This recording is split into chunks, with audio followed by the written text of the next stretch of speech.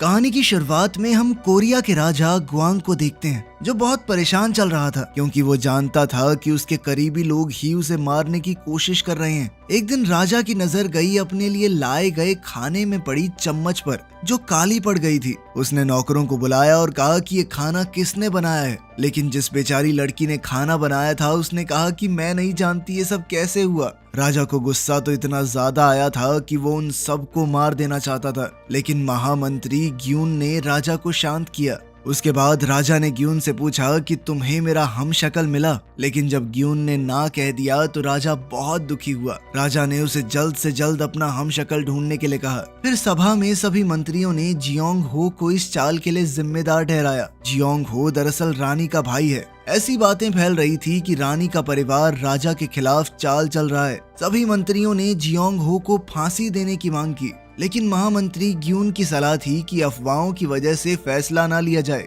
अब राजा सोच में पड़ गया। वो सभी मंत्रियों की बात भी नहीं टाल सकता, लेकिन उसके पास जियोंग हो के खिलाफ सबूत भी नहीं थे। इसीलिए उसने जियोंग हो को फिलहाल के लिए कैद में रखने के लिए कहा। ये सब देखकर रानी दुखी होकर वहां से चली गई। वो जानती थी कि जल्द ही उसके भाई का सर काट दिया जाएगा, क्योंकि सभी उसके खिलाफ थे, और फिर कुछ वक्त बाद उसका भी। कुछ दिनों बाद रॉय नाम का एक आदमी नौटंकी करके राजा का मनोरंजन करने के लिए वहां आया। वो इस वक्त मजाक मजाक में राजा की नकल कर रहा था, पर तभी अचानक एक खास सिपाही की नजर उसके ऊपर पड़ी। इसके बाद ग्यून के कहने पर उसे किडनैप करके उसके सामने पेश किया गया, और जब उसने रॉय को देखा तो वो चौंक गया। वो राजा का हूबहू हमशक्ल था।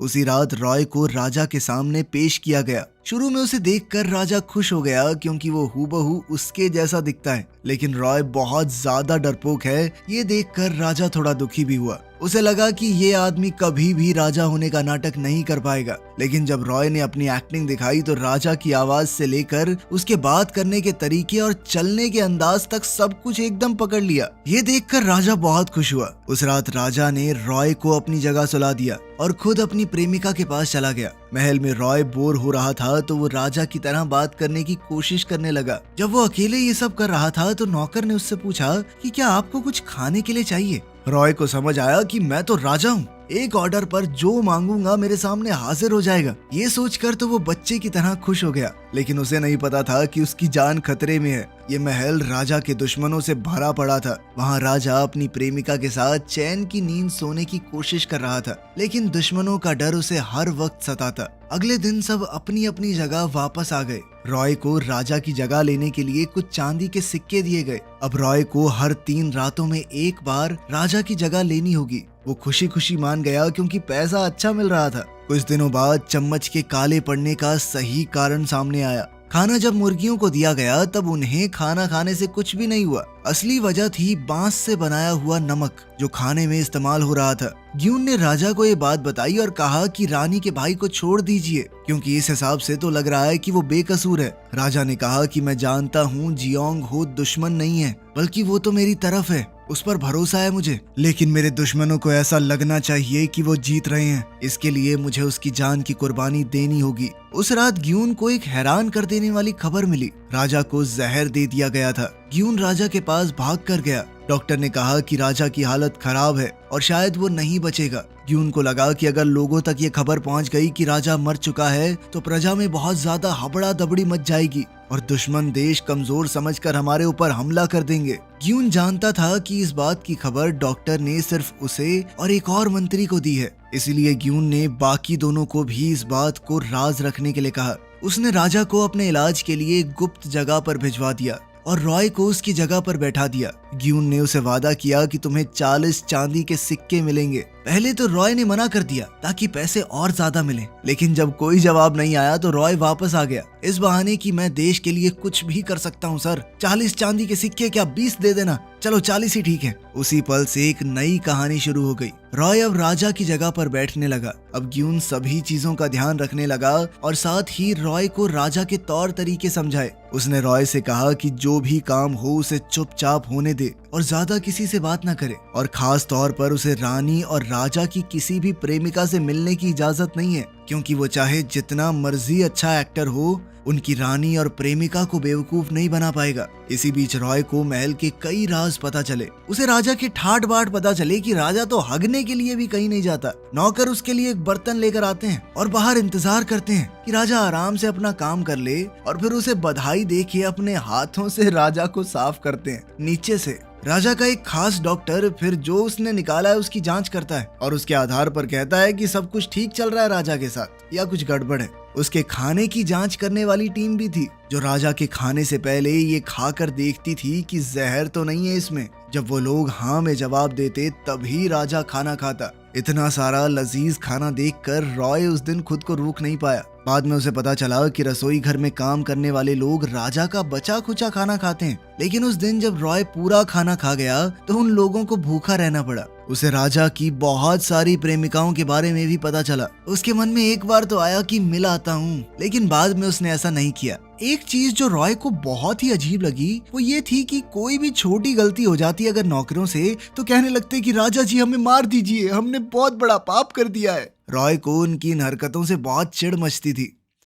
फिर एक दिन रॉय ने रानी को देखा। उसे महसूस हुआ कि रानी बहुत दुखी है। उसके चेहरे पर बिल्कुल खुशी नहीं थी। रॉय के दिल में उसे और जानने की इच्छा जाहिर हुई, लेकिन मुख्यमंत्री ने उसे याद दिलाया कि रानी से मिलना सख्त मना है। जैसे ही रानी ने रॉय की तरफ देखा तो वो छुप गया। एक राजा होने के नाते ये बड़ी अजीब सी हरकत थी। फिर उसे वहाँ से चुपचाप निकलना पड़ा। लेकिन उस एक पल में रानी को लगा कि मेरा पति जो कि क्रूर और निर्दयी राजा है, वो कुछ अलग सा लग रहा है। जैसे जैसे ट्रेनिंग खत्म हुई, ग्यून ने रॉय को बताया कि कल राजा की सभा है, तुम्हें उसमें जाना होगा। ग्यून ने उसे खास तौर पर कुछ मंत्रियों से सतर्क रहने को कहा, क्योंकि वो खतरनाक लोग हैं, बाल की खाल उधेड़ देते हैं। पहले भी कई बार अपनी राजनीतिक चालों से उन्होंने राजा को गलत फैसले लेने पर मजबूर किया है, लेकिन गृह मंत्री तो सबसे खतरनाक है, वो उन सब का लीडर है। फिर ग्यून ने रॉय को एक चिट्ठी दी। कल उसे ये चिट्ठी पढ़नी होगी और कई आदेश देने होंगे। लेकिन जब रॉय ने पढ़ना शुरू किया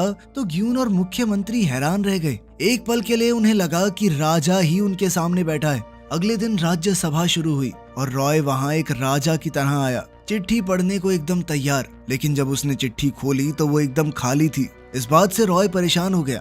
ये देखकर ग्यून मदद के लिए आगे बढ़ा। खाली चिट्ठी देखकर ग्यून ने बचाव में कहा कि आज राजा का गला खराब है, इसीलिए वो आदेश नहीं देंगे। राजा के बदले में उसने आदेश देने शुरू किए। फिर उसने आदेश दिया कि जोंग हो पर लगे इल्जाम को हटा दिया जाए, क्योंकि उसके खिलाफ कोई सबूत नहीं मिला। साथ ही उसके खिलाफ अफवाहें फैलाने वाले को पकड़ा जाए। राजा के खिलाफ षड्यंत्र रच रहे मंत्रियों को ये फैसले बिल्कुल अच्छे नहीं लगे। खैर, उधर महल में काम करने वाले लोगों से रॉय का रिश्ता बेहतर होता जा रहा था। खासकर राजा से पहले जो खाना चखने वाली लड़की है, वो रॉय की सबसे खास बन गई। राजा सबसे प्यार से बात करता, उनके साथ हंसता था और सबके लिए खाना भी बचा लेता। ये देखकर मुख्यमंत्री का दिल भर आया और सारे नौकर भी बहुत खुश हुए। उन्होंने पहले कभी राजा को ऐसे नहीं देखा। सब बात कर रहे थे कि कैसे कठोर राजा अब बहुत अच्छा बन गया है। वहीं ग्यून असली राजा से मिलने गया। डॉक्टर ने बताया कि हो सकता है राजा ठीक हो जाए, लेकिन अभी थोड़ा वक्त लगेगा।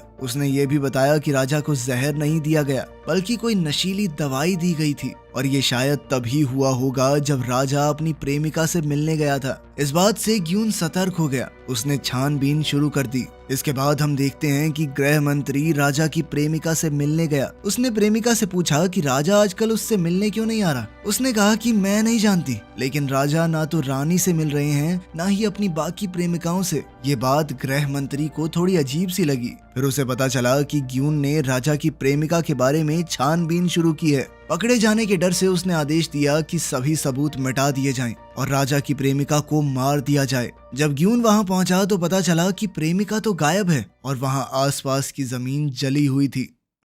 अगले दिन गृह मंत्री अपने कुछ और साथियों के साथ रॉय के पास आया। उन्होंने कुछ नए कानून लागू करने का प्रस्ताव रखा और रॉय ने बिना कुछ सोचे वो सारे प्रस्ताव पास कर दिए, जैसा उसे करने के लिए कहा गया था। जल्द ही ग्यून को पता चला कि गरीबों से बहुत ज्यादा टैक्स लिया जा रहा है और रानी के भाई जियोंग हो के खिलाफ फिर से जांच के ऑर्डर हो गए थे। उसने रॉय से पूछा कि तुमने ऐसा क्यों किया। तब रॉय ने बोला कि तुमने ही तो कहा था कि मंत्री जो प्रस्ताव लेके आएंगे उसे पास करना है। ये सुनकर ग्यून गुस्से में आ गया। उसने उसी वक्त एक सभा बुलाई ताकि इन सब चीजों पर चर्चा हो सके। ग्यून थोड़ा गुस्से में परेशान लग रहा था, लेकिन रॉय एकदम शांत है। उसने मुख्यमंत्री से पूछा कि लोगों के ऊपर किस तरह से टैक्स लगाया जाता है, जिसके बाद मंत्री उसे राजा की लाइब्रेरी में ले गया। वहाँ उसे पता चला कि पूरा राज्य पहचान टैक्स के सिस्टम पर चल रहा है, जहाँ हर एक आदमी एक ही टैक्स देता है, चाहे वो कितना भी कमाता हो। जिनके पास जमीन नहीं है उन्हें भी जमीन का टैक्स देना होता है। इस वजह से बहुत से लोग देश छोड़कर जा रहे थे।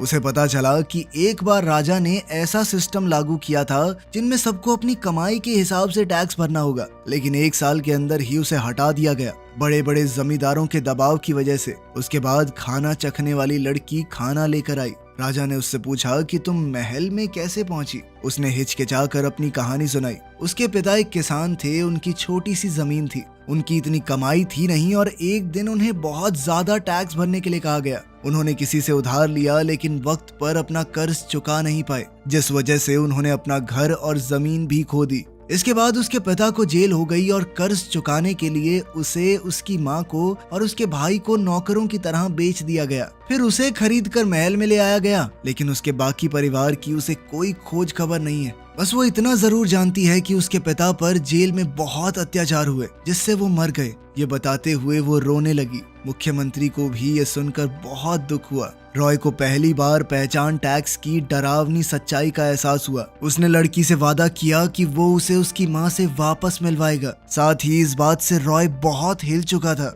उसने सोच लिया कि अगली सभा में एक बड़ा फैसला सुनाएगा। अगली सभा में उसने आमदनी के हिसाब से टैक्स देने के नियम को लागू कर दिया। मंत्री इसके खिलाफ बोलने लगे कि अचानक से हुआ ये बदलाव पूरी प्रजा की शांति भंग कर सकता है और जमींदारों को ये बात पसंद नहीं आएगी। लेकिन रॉय ने उनकी बात बीच में काटते हुए कहा कि जिसके पास 10 खेत हैं वो 10 चावल की बोरियां देगा, और किसी के पास अगर 1 है तो वो 1 ही देगा ना।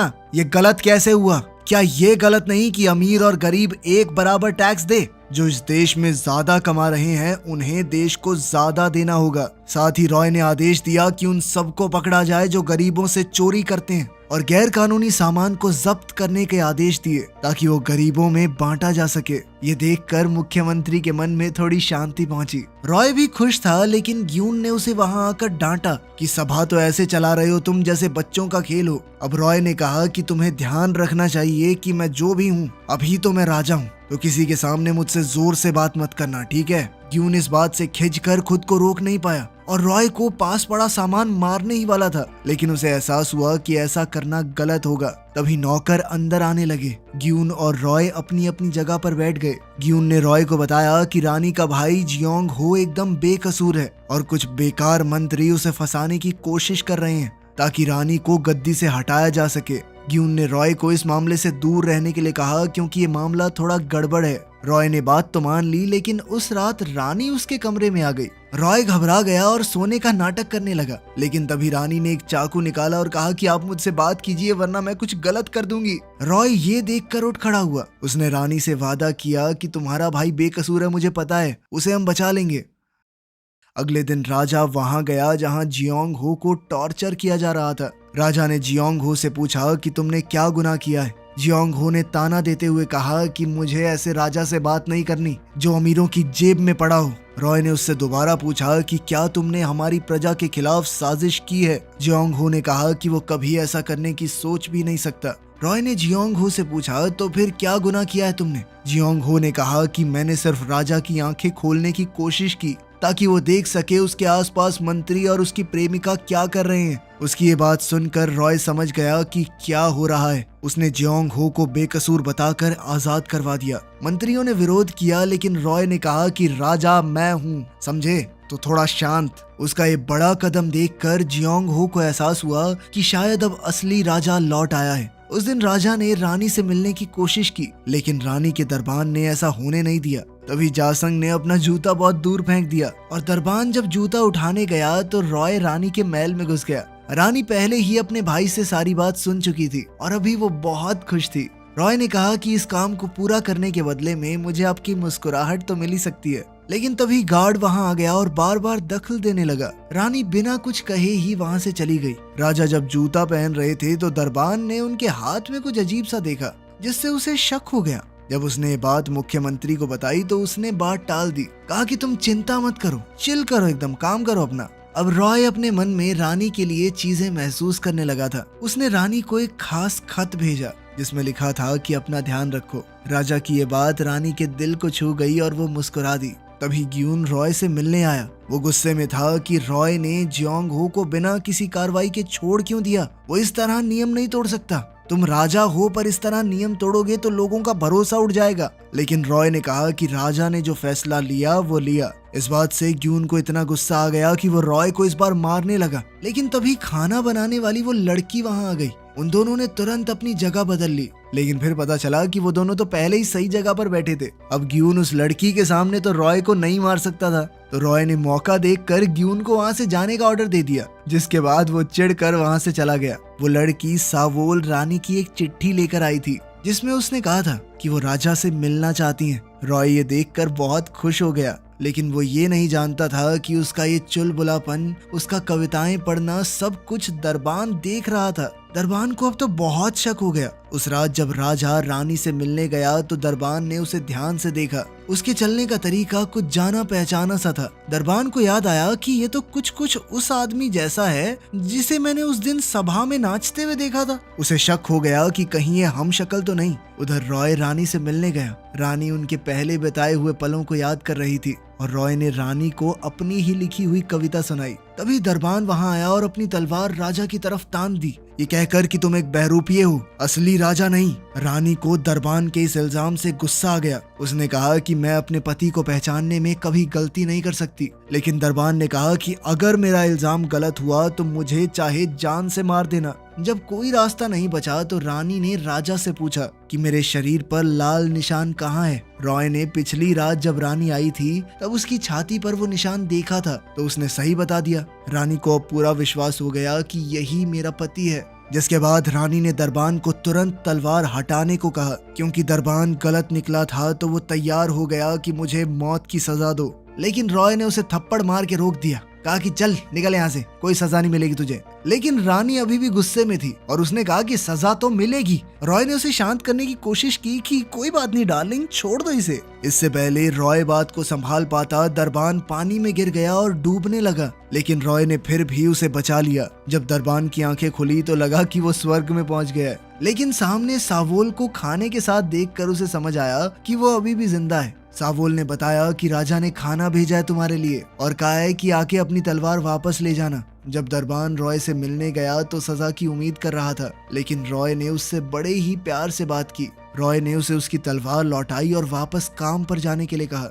राजा के इस अच्छे बर्ताव से दरबान बहुत ज्यादा खुश हो गया। उसके खुशी के आंसू फूट गए और अब वो रॉय का पूरा वफादार बन गया था।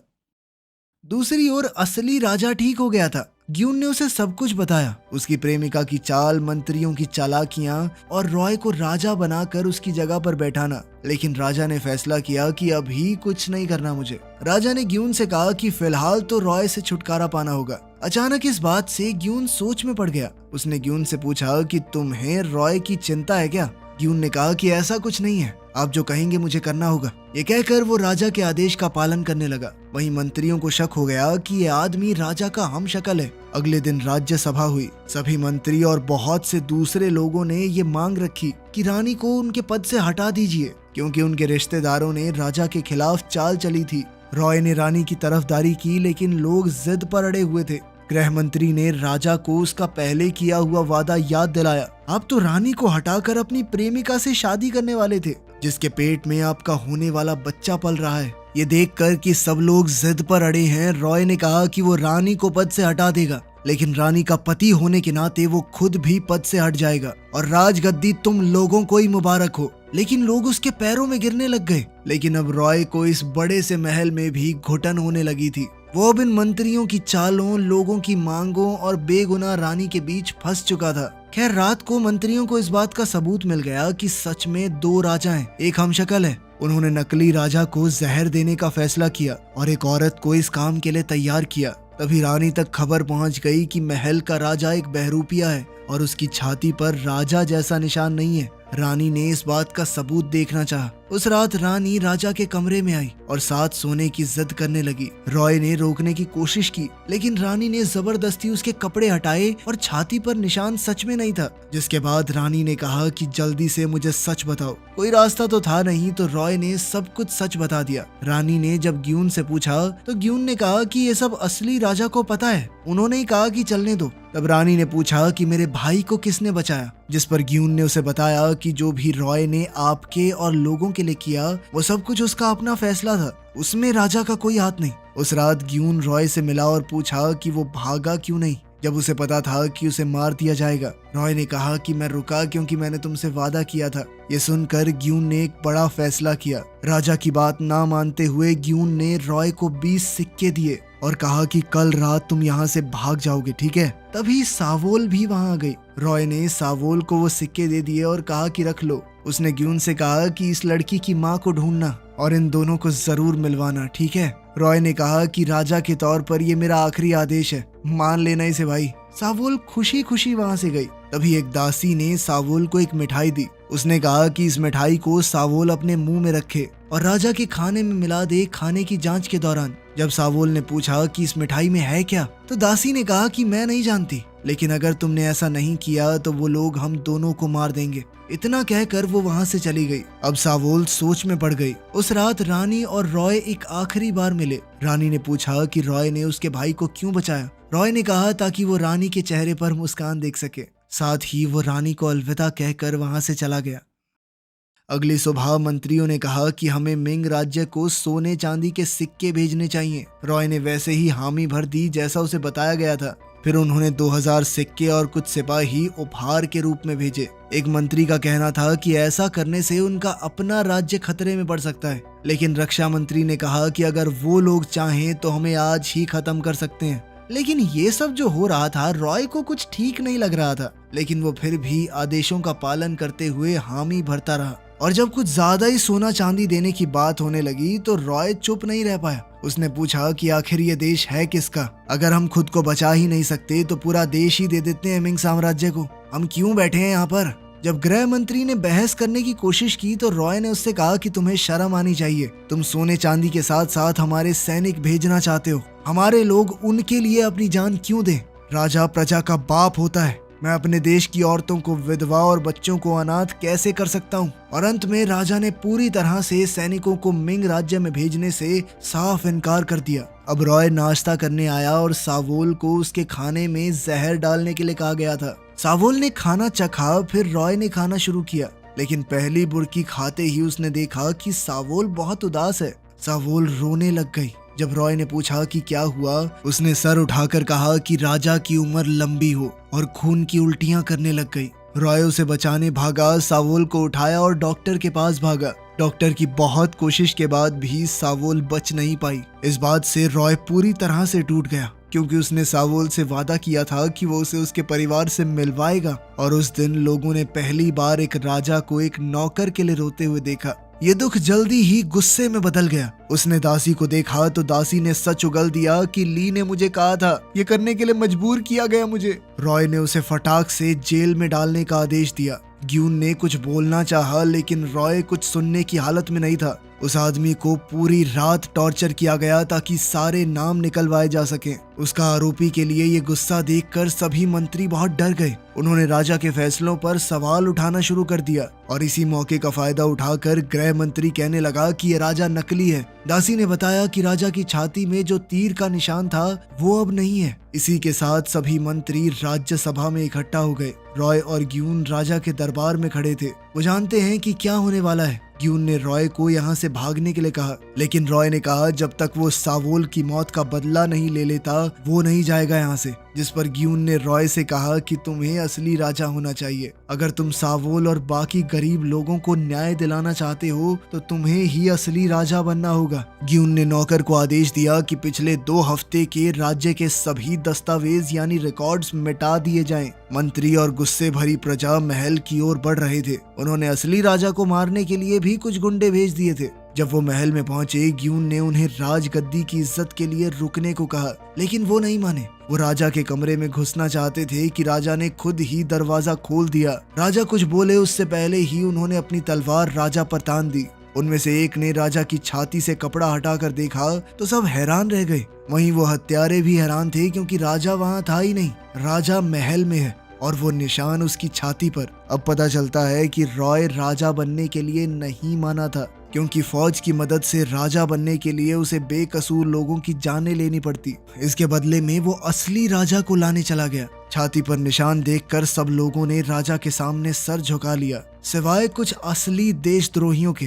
राजा ने उन्हें तुरंत जेल में डालने का आदेश दिया और इस तरह राजा के खिलाफ चल रहे षड्यंत्र भी खत्म हो गए। रॉय और दरबान अब महल से थोड़ा दूर थे। दरबान ने अपनी तलवार निकाली। रॉय को लगा कि वो उसे मारना चाहता है, लेकिन दरबान ने बंदरगाह की तरफ इशारा किया और उसे भागने को कहा। रॉय थोड़ा हिचकिचाया, लेकिन फिर भागने लगा। दरबान के लिए वही राजा था और वो उसकी रक्षा के लिए कुछ भी करने को तैयार। जल्द ही हत्यारे आए और रॉय को मारने की तैयारी करने लगे। इस बार इन लोगों को राजा ने भेजा था, लेकिन दरबान वहां उसे बचाने खड़ा था। उन हत्यारों ने दरबान पर हमला किया और दरबान ने भी जबरदस्त मुकाबला करते हुए उनमें से कुछ को मार डाला, लेकिन खुद भी बुरी तरह घायल हो गया। उसकी चीख सुनकर रॉय वापस मुड़ गया, लेकिन अब दरबान के पास ज्यादा वक्त नहीं बचा। वो रॉय के पैर छूकर वहीं मर गया। उसके बाद रॉय एक नाव में वहां से निकलने लगा, लेकिन तभी उसने किनारे पर ग्यून को देखा, जो रॉय को आखिरी बार अलविदा कहने आया था। रॉय को लगा कि शायद उसने सच में कुछ अच्छा किया होगा, क्योंकि कुछ लोग तो उसे अपना असली राजा मान बैठे थे। वीडियो पसंद आई तो लाइक कर देना, चैनल को सब्सक्राइब कर लेना। मिलते हैं अगली वीडियो में।